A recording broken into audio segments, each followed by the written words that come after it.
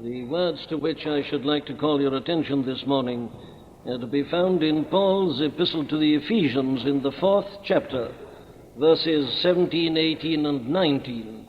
Verses 17, 18, and 19 in the 4th chapter of Paul's epistle to the Ephesians. This I say, therefore, and testify in the Lord, that ye henceforth walk, not as other Gentiles walk, in the vanity of their mind, having the understanding darkened, being alienated from the life of God through the ignorance that is in them, because of the blindness of their heart, who being past feeling, have given themselves over unto lasciviousness, to work all uncleanness with greediness. I want particularly this morning to deal with the 17th verse. This I say, therefore, and testify in the Lord, that ye henceforth walk not as other Gentiles walk, in the vanity of their mind. Now here, you will recall, we begin a detailed consideration of this great section of this epistle, which, starting here at this 17th verse of this 4th chapter, goes right on to the very end of the epistle. The apostle is now concerned that these people should know how in practice and in detail to manifest the unity of the Spirit in the bond of peace, and so demonstrate before the world and before the angels in heaven the manifold wisdom of God as being members of the Christian church. Now, we analyzed the whole section in detail last Sunday morning, and you remember that we said that here, in this subsection, beginning at this 17th verse of the 4th chapter, and going on right until the 24th verse of this particular section, the apostle gives us the kind of theological or doctrinal basis for our conduct. He's got a whole series of them. As you remember, he divides it up into various sections. Now, the particular matter here is this, that we are always to live and to conduct ourselves as remembering that as Christians we are entirely new men and women, that regeneration is the profoundest change in the world, and that therefore we must always keep that in the forefront of our minds. A Christian's not just a man who's decided to be a little bit more moral than he was, or who's decided to join a church, or who's decided this or that, whatever it may be. No. What makes a man a Christian is that he has been born again. He's been given a new nature. He's a new creation. He's altogether different from what he was before. Now, that's the first principle which the apostle takes up in this section, which goes on to the end of the epistle. And here he is now beginning to apply that. Here's the first thing he says: remember that about yourselves. And as you remember that well, you will find that certain things are quite unthinkable. They're impossible. You'll never look at them again, because you see now so clearly that you have been separated from all that once and forever. Now then, that's what he's going to say in this particular section that we are looking at together. But now let's look at it in the exact words which the apostle himself uses.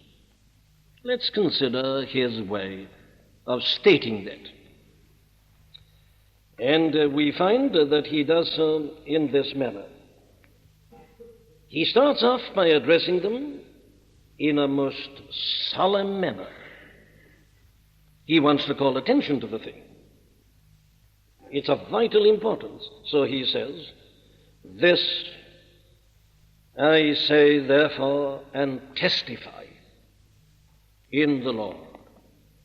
He isn't content with saying, "This I say therefore." That would be strong, but he adds to that, "This I say therefore, and testify." Now, what does he mean by this testifying? Well, it really means solemnly to enjoin. It is, as it were, that he's invoking a witness. When you give a testimony, you're bearing witness. You're witnessing to something. A witness is put into the box and he testifies. That's it. And that's exactly what the apostle is saying. He is anxious that they shouldn't think for a moment that this is just his own personal opinion, because there were probably people then, indeed there were people then as there are now, they say, but it's only Paul's opinion that. That's what Paul thinks. Don't you say that, says the apostle. This isn't just a personal foible of mine. This isn't just something that I, because I happen to have a narrow mind, am saying or are thinking. It isn't because I was a Pharisee and trained in the law. No. It isn't merely I whom speaking this. I say, therefore, and testify in the Lord. Now, he means by that in the Lord, not so much that he is invoking the Lord as his witness. People sometimes do that. You get that even in the Scripture. As God is my witness, they say. Or in the presence of God. Now, it doesn't mean exactly that that idea is probably here. But surely what he means is this, that he is testifying to this as one who is in the Lord. He is one who is in communion with the Lord. He is delivering, therefore, what is a divinely authenticated commission. He is one who is daring to say that he is speaking as one who has access to the mind of the Lord. Now, you remember how in his first epistle to the Corinthians in the 7th chapter, he draws that kind of distinction. He says at a given point, now, this is what I think. I haven't the mind of the Lord here. That was Paul's opinion, and when it is Paul's opinion, he tells us that it is his opinion. But when he doesn't say that, he is speaking in the Lord. In other words, he is speaking again with the full authority of an apostle. Not only was the great and glorious doctrine revealed to him, as he tells us in the 3rd chapter, but this was also revealed to him. These details about conduct have the same apostolic authority, the same divine authority, therefore, as have his expositions of the doctrines. And he is speaking again as one who has been clothed with this unique authority that belonged to the apostles. We are built upon the foundation of the apostles and prophets. He has given these apostles to the church, and when they spoke and they taught, they spoke with a unique authority. Their words were divinely inspired. They have the authority of God. I testify, he says, in the Lord. Very well, what is he testifying to? What is he saying? What is this injunction which he puts to them in such a solemn manner, having arrested their attention and having made them realize that they're listening to the word of the living God? Well, here it is. You notice that he puts what he's got to say, first of all, negatively. This I say, therefore, and testify in the Lord, that ye henceforth walk not.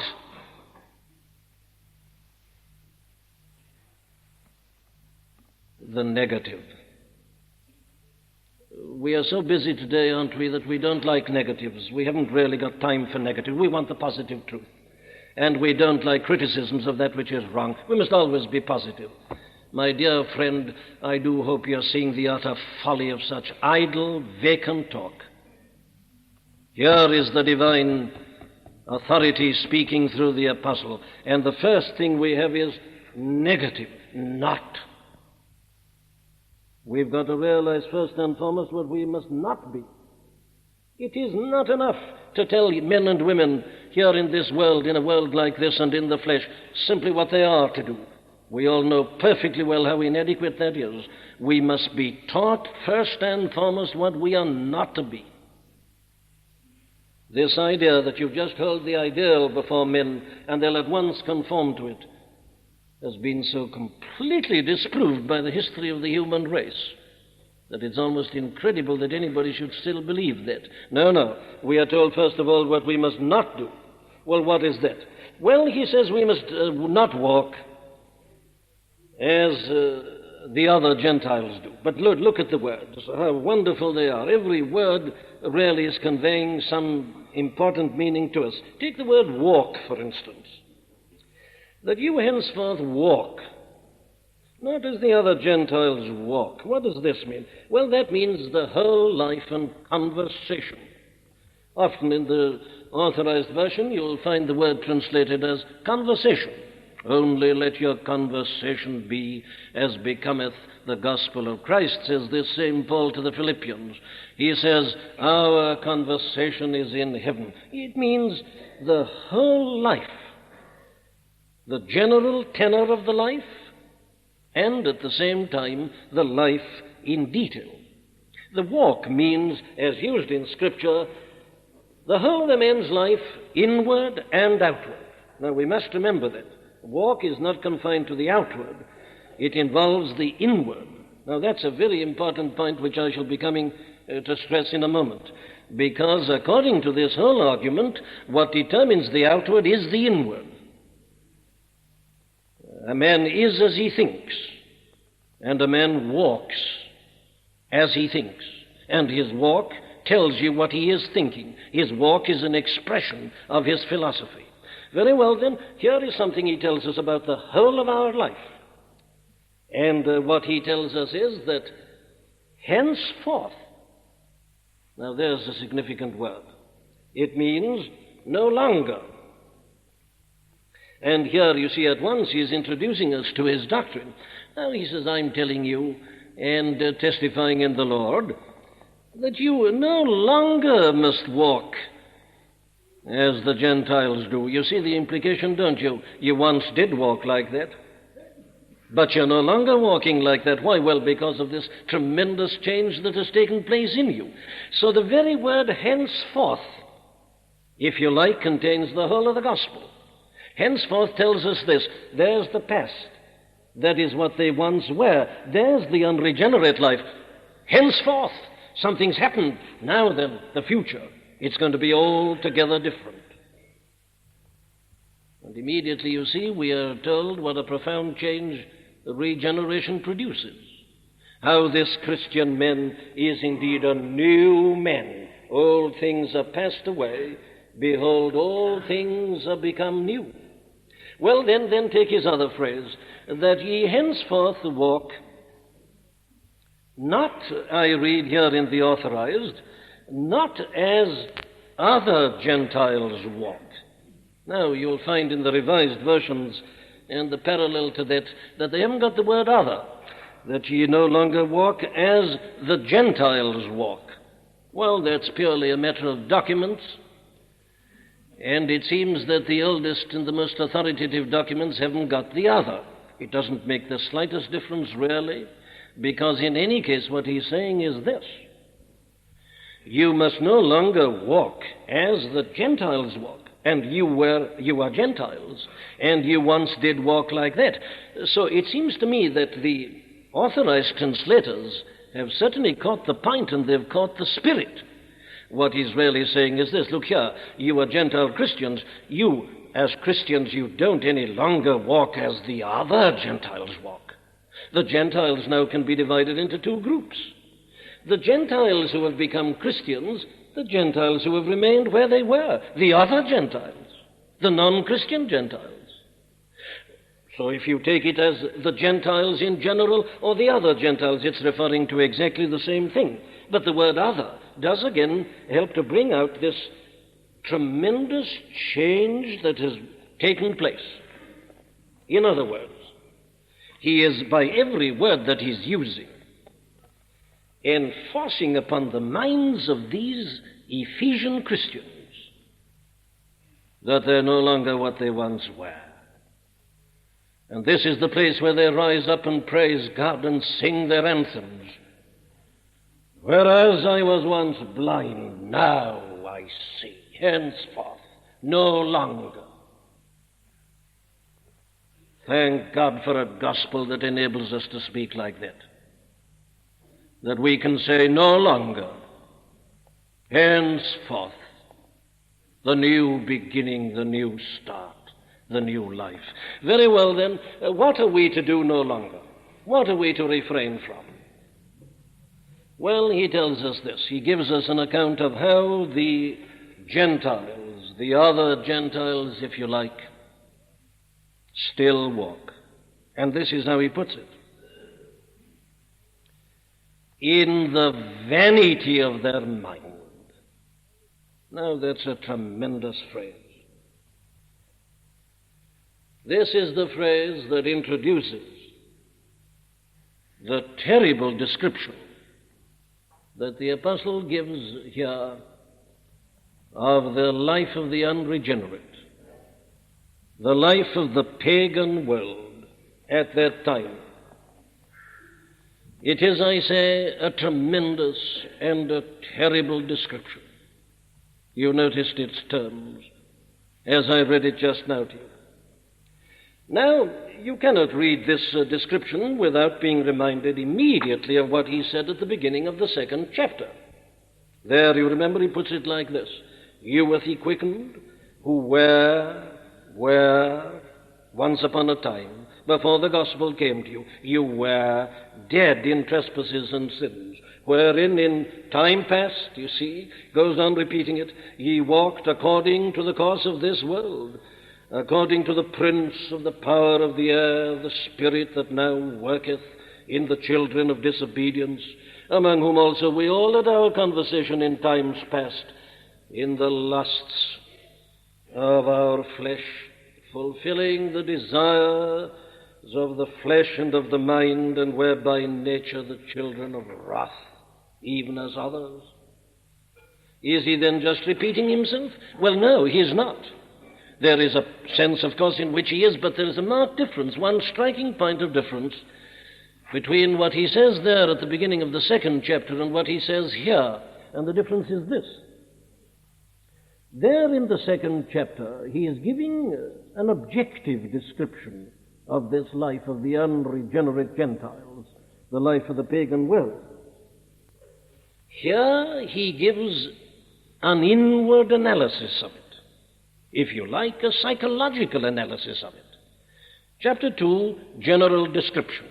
Here, dissection, analysis, exposure, showing us the source and the fount of it all in a most terrifying manner.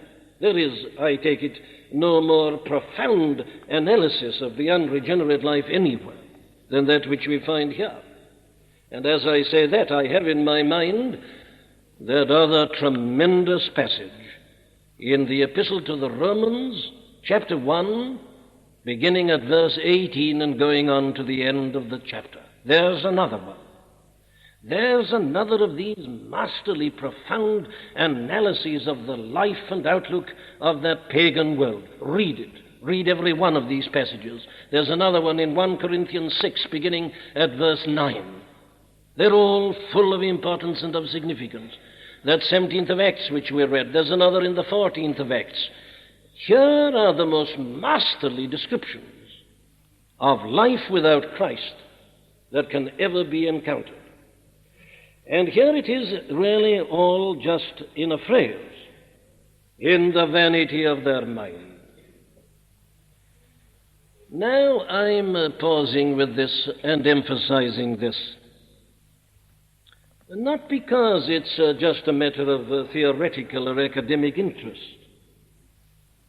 not because I'm interested in the psychology of human nature and in the psychology of behavior. They're very fascinating themes, I quite agree, but I'm calling your attention to it not because I'm animated by some theoretical interest like that, still less by some kind of antiquarian interest in going back and reading about those ancient times. It's very fascinating, isn't it? Nothing more fascinating.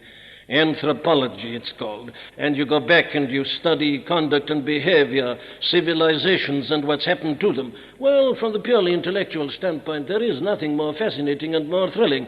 But, my dear friends, I'm not pausing with this morning because I'm animated by any such motives nor ideas. I'll tell you why I'm so urgent about this and why I'm holding your attention to it.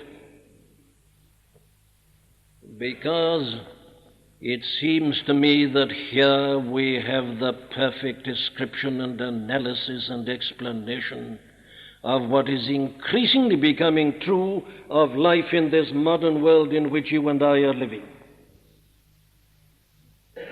The principles which the apostle teaches here are always true.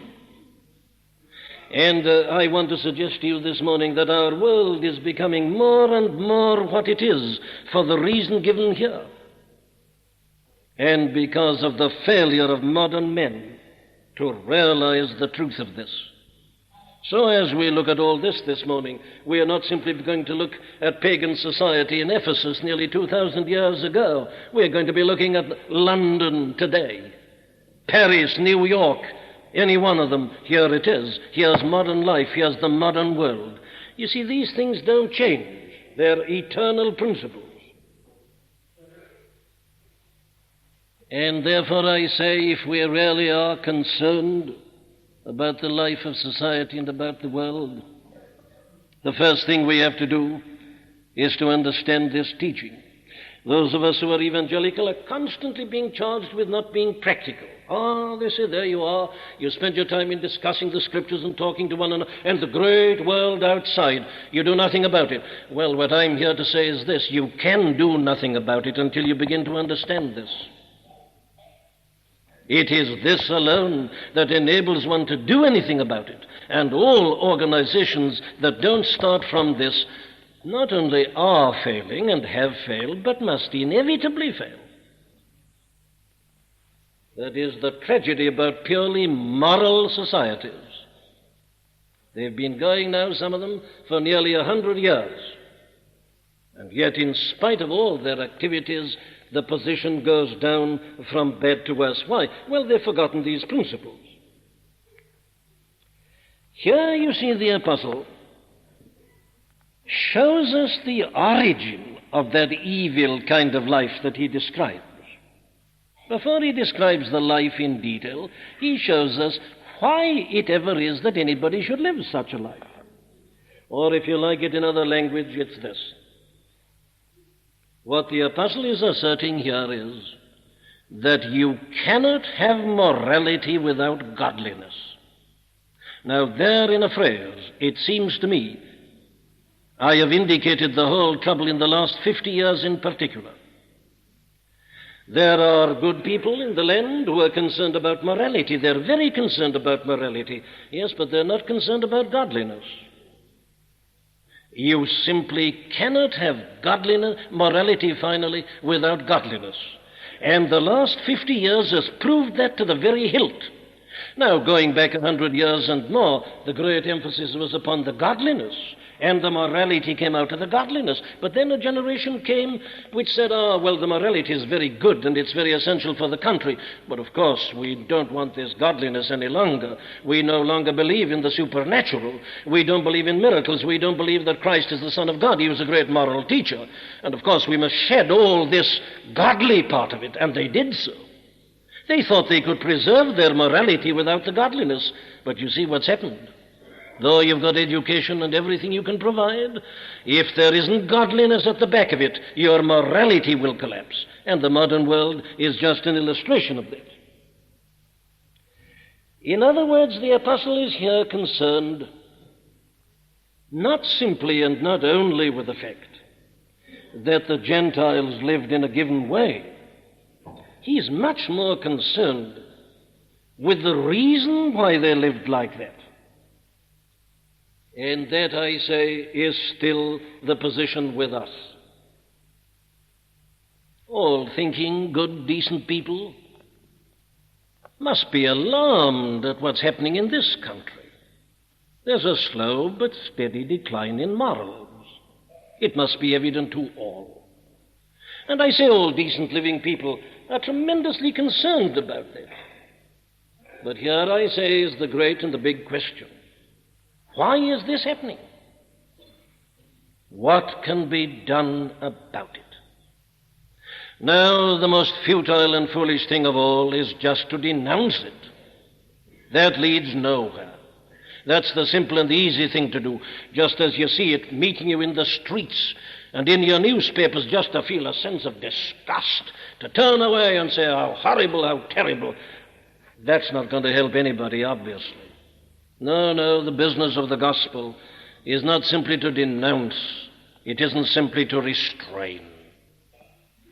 The business of the gospel is to deal with the situation in the only way in which it can be dealt with radically, and that is to preach this gospel of regeneration, this power of God unto salvation that can deal even with that, and something even worse than that. That's the whole story of the New Testament.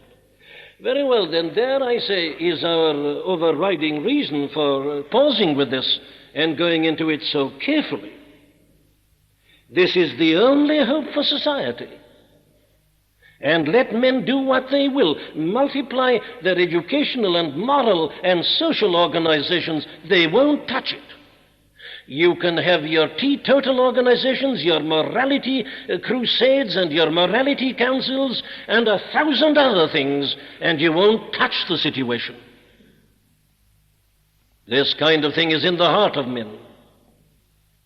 And it's only a message that can deal with the heart of men that is adequate to meet the problem. Very well, then, what does he say about it? Well, here it is. He divides it up into 3 sections. Let's look at it.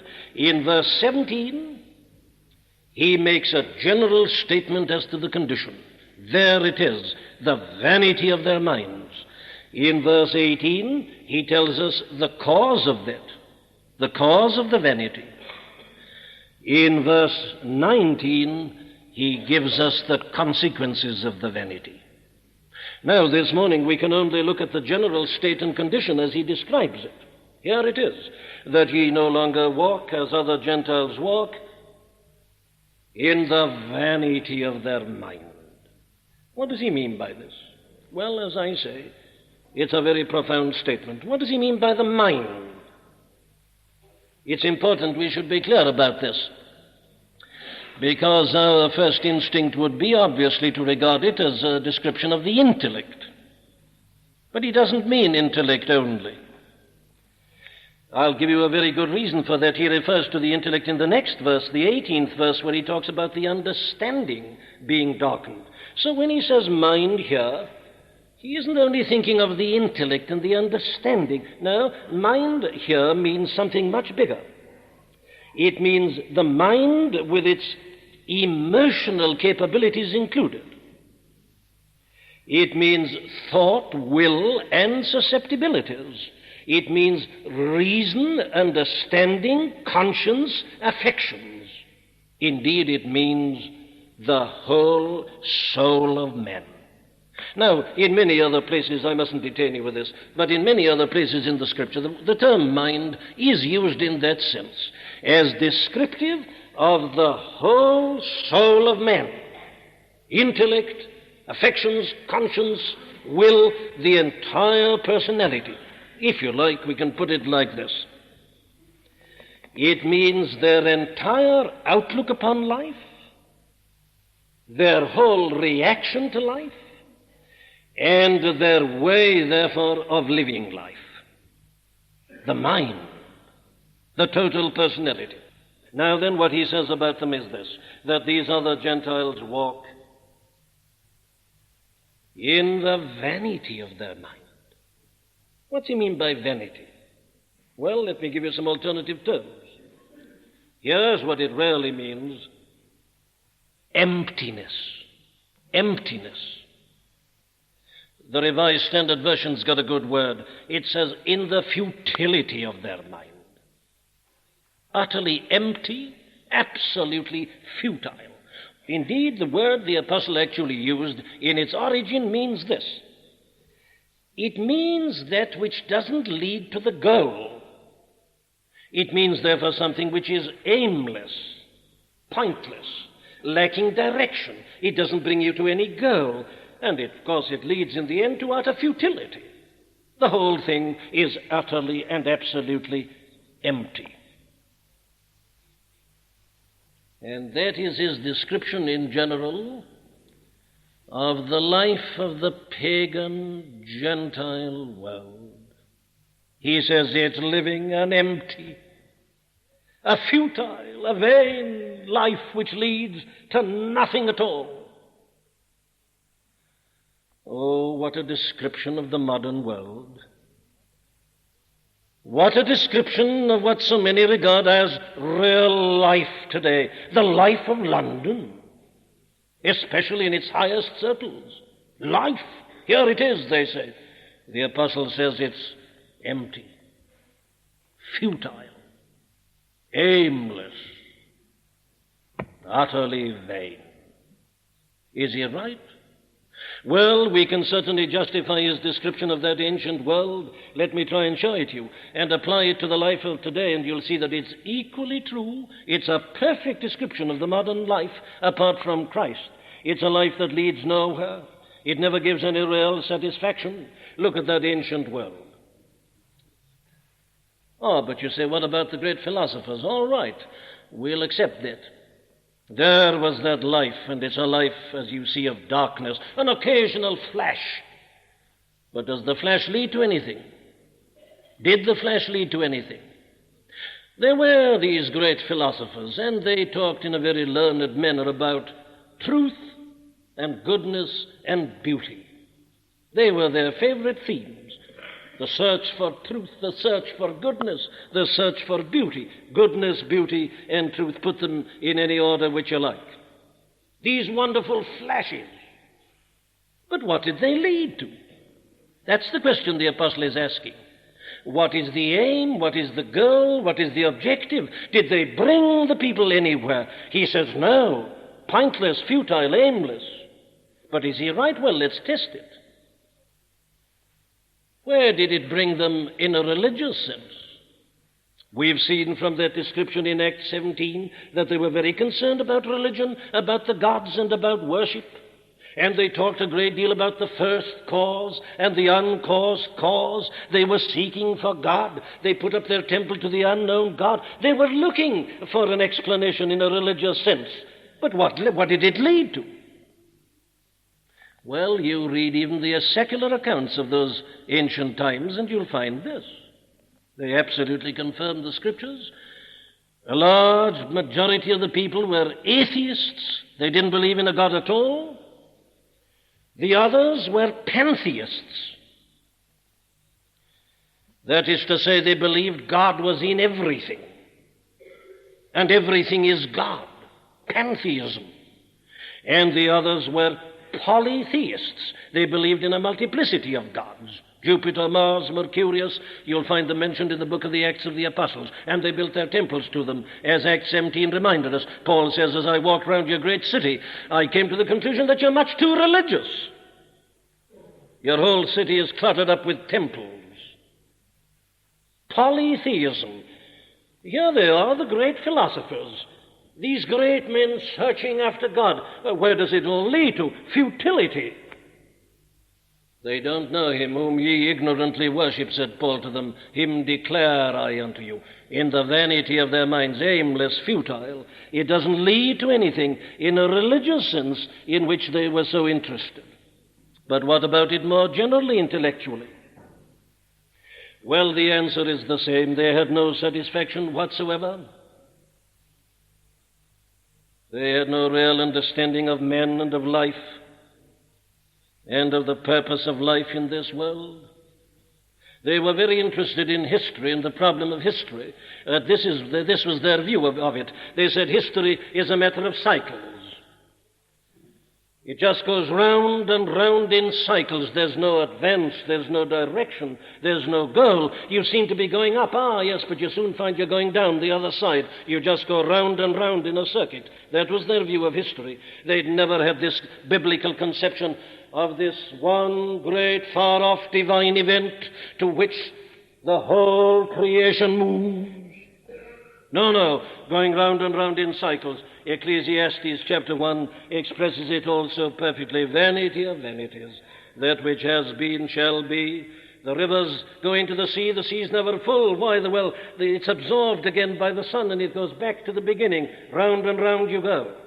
That's history. And then what about death? What was their view of death? These great philosophers, had they any view of death? Well, these were their views of death. To large numbers, death was just the end, and the grave was the last word.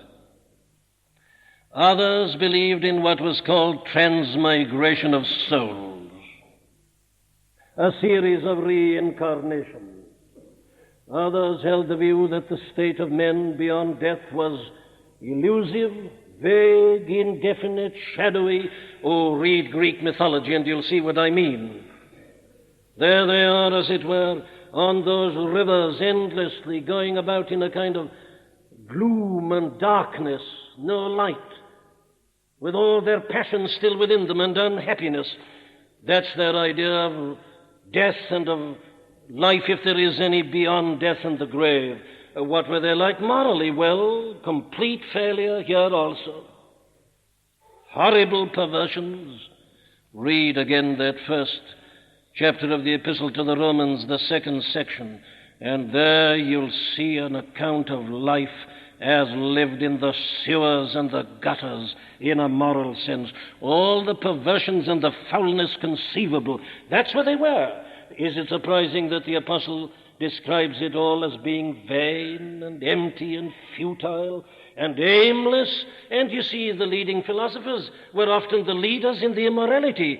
Some of their greatest philosophers have praised the love of a man for a man as being beyond the love of man for woman. They've justified the perversions philosophically. Go and read them for yourselves.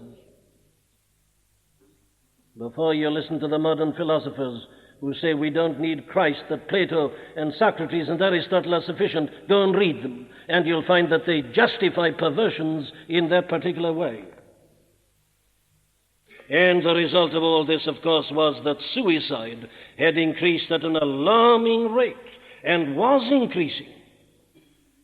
So in spite of all the flashes, the brilliant intellects, and all the interest in goodness, beauty, and truth, there was life. Meaningless, vain, empty, futile. It isn't merely the book of Ecclesiastes who says that. It isn't merely Solomon who says that so many centuries before Christ. Go back again, I say, to the 17th of Acts. Look at the learned people in Athens, Stoics and Epicureans, these men who meet together to discuss these things. Ah, yes, they met together, you remember, to tell or to hear some new thing. What's the latest? What's the latest craze, the latest fashion? Not merely in clothing, but in intellect and in thought and in ideas and in philosophy. Always rushing after the latest and the last. What a confession of futility. What utter emptiness. Just going round and round in circles. Flashy, exciting, brilliant. But in the end, what? Nothing. No understanding of life.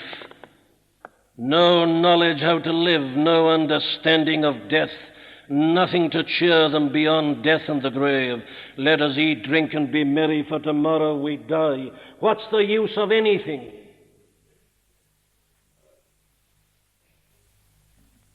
That was the life of the ancient pagan world. In the name of God, I ask you, isn't it a strictly accurate description of life in this modern world without Christ? The television life, the cinema life, the drinking, gambling life, the life of society, high or low. The apparent brilliance, marvel and show. But what is there in it? What is there for your soul? What is there for manhood? What does it tell you about life? What's it lead to? Where are you? It leaves you at the end empty-handed, with nothing at all. Vanity, in the vanity of their minds. Empty, aimless, futile. In spite of all our sophistication, in spite of the fact that nearly 2,000 years have passed since these words were penned by the great apostle, it's as true today as it has ever been. I trust that there's no one in this congregation who is fooled and deluded by the gaudy show of it all. With all its talk about art and its intellectual interests, and I say its sophistication, what is there in it? Look at them. Look at the people, the devotees. What have they? It's vain, it's empty, they've nothing. They talk about art for art's sake. Is that the way to solve the problem? Is that direction? Does that build up the soul? Does that produce morality? Does that hold out a hope for people who have failed and who've gone down? Of course it doesn't. They have nothing themselves. It's all a make-believe. You keep it going, it goes round and round. It's like this satellite, and it can stop at any moment, and the whole civilization collapses, as it so often collapsed in previous history. No, no, my friends. Life without Christ is always empty. It's always vain. It takes from you, it takes out of you, and it leaves you at the end a disused husk. It leaves you exhausted, with nothing to lean on, nothing to be proud of, and nothing whatsoever to look forward to. Well, what the apostle is saying is this. He says, you are no longer to be controlled and influenced by an outlook and by a mentality like that. You have been born again. Are you looking back with longing eyes to that kind of life?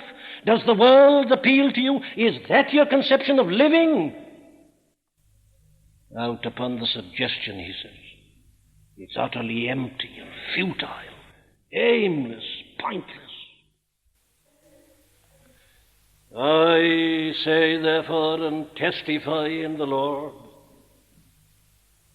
that you henceforth walk not as the other Gentiles walk, in the vanity of their mind. Thank God for ever having opened our eyes to that. For the world and all its glittering prizes, yes, says the Apostle John, this is the victory that overcometh the world, even our faith. It is faith, it is the gospel that opens one's eyes to the emptiness and vanity and futility of that world and its mind, its life, and its outlook. Thank God that in His infinite grace He has ever caused the beams of His Spirit to shine into our hearts and to give us an understanding. Thank God. Amen. We do hope that you've been helped by the preaching of Dr. Martyn Lloyd-Jones. All of the sermons contained within the MLJ Trust audio library are now available for free download. You may share the sermons or broadcast them. However, because of international copyright, please be advised that we are asking first that these sermons never be offered for sale by a third party. And second, that these sermons will not be edited in any way for length or to use as audio clips. You can find our contact information on our website at mljtrust.org. That's mljtrust.org.